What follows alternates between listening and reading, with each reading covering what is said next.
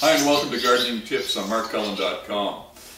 What I want to talk about here is growing tomatoes upside down. And you might ask yourself the question, why am I growing tomatoes upside down? And there's some very logical reasons. Number one, it's fun. So you want to get your kids or grandchildren, some kids from around the neighborhood up and down the street, maybe, to join you in this little experiment. Secondly, it works. And you can prove to yourself and to your friends that tomatoes actually know enough to grow straight down, as long as they're getting nutrition and they're planted in good soil in the first place. And secondly, of course, or third rather, you don't need to use a stake, because Mother Nature provides a stake, and that's called gravity.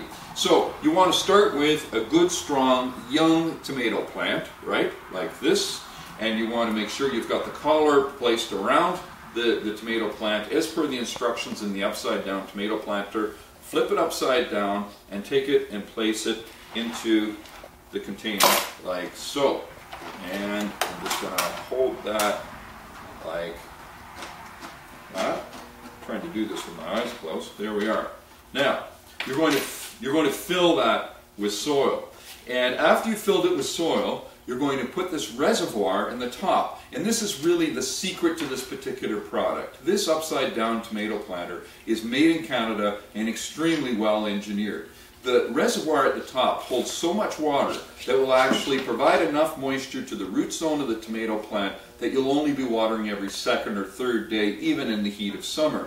The wicking system on the inside, you can see it there in the middle of this reservoir, is the secret. In other words, it's taking water from the reservoir and it's transferring it through the wick down to the root zone of the tomato plant, providing water as the roots require it, and not any faster. So you're not actually watering the pot, you're watering the reservoir every second or third day. You're going to place this in the sunniest location you possibly can, because tomatoes love sun, and you're going to keep it out of the wind if you possibly can, because they're not especially fussy on wind. And you're going to be patient, because when it starts to grow, it's going to produce beautiful flowers, it's going to produce fruit. You're going to be picking fruit right outside the kitchen door. One last thing, on the surface of the soil, you might consider putting a slow-release fertilizer like this Plant Prod 14-14-14, or Feed and Forget. You would place it on the surface of the soil at the time of planting, and you won't have to do it again for the whole season, because a very mild solution of fertilizer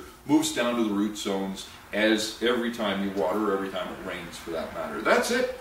Have some fun and grow yourself an upside down tomato plant.